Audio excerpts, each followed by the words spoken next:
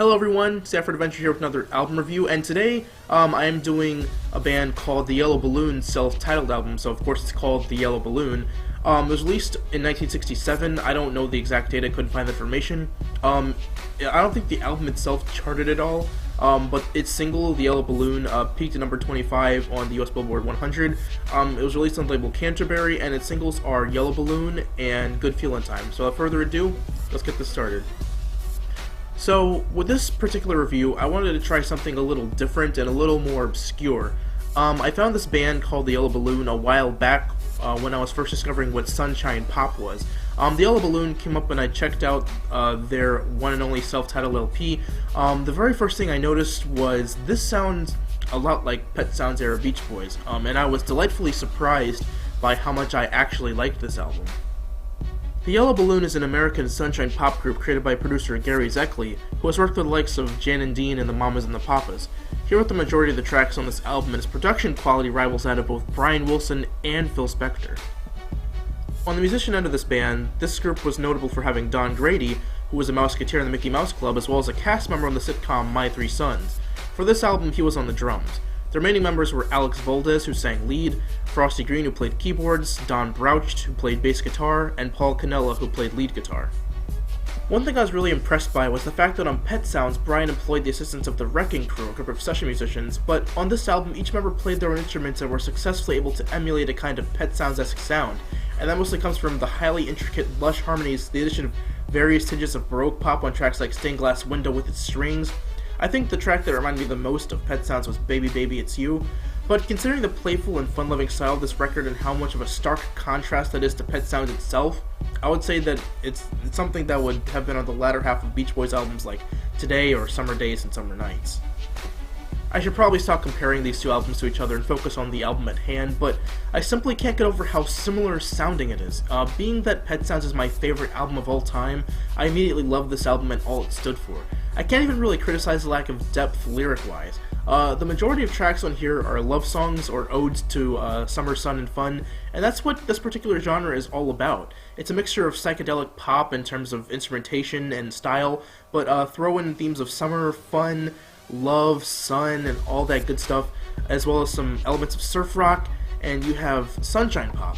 And each song stays true to the genre it represents. Of course, there won't be any sad songs here, it's meant to be uplifting. Now, let's talk about the title track on here. Yellow Balloon is a song that talks about having an unexplainable feeling of love for someone, and comparing it to seeing a bright, shiny yellow balloon on a rainy day to brighten things up.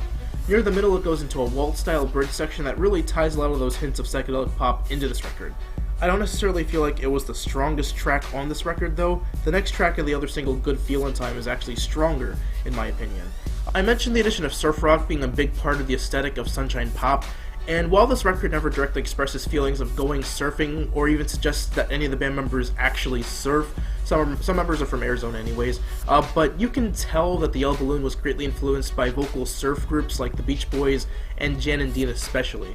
The album cover even has them on a beach. Really, it's the guitar licks and vocal fills that give it that surfing edge that I'm talking about. Overall, this is a great record. It's not long at all, and each track has something really cool to offer. I really don't have anything negative to say about it. You can call it a Beach Boys knockoff, but you can't deny that the production and instrumentation is something to be admired. The harmonies are beautiful. They've got those doo-wop fills that really made vocal surf pop and sunshine pop what it was, and it just really puts you in a good mood, which is the whole point of this album and sunshine pop in general. Like I said, not a single sad song on here, just good times and being in love.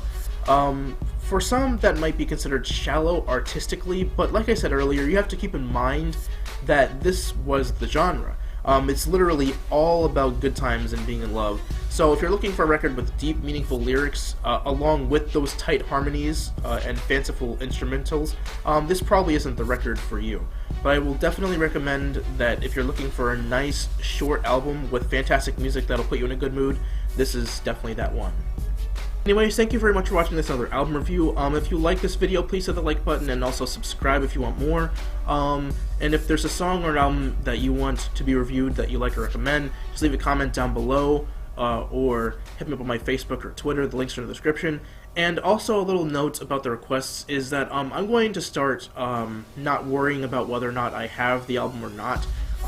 Before, when I did requests, I wanted to actually have the album so that it seemed more authentic, but there are so many albums that I wanted to review, but in my head I couldn't because I didn't have it.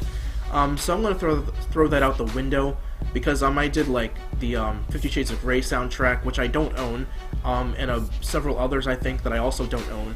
So yeah, that's going to be a thing now. No, not going to worry about whether or not I have it, just going to do it. So anyways, thank you again for watching, and I'll see you in the next video. So long.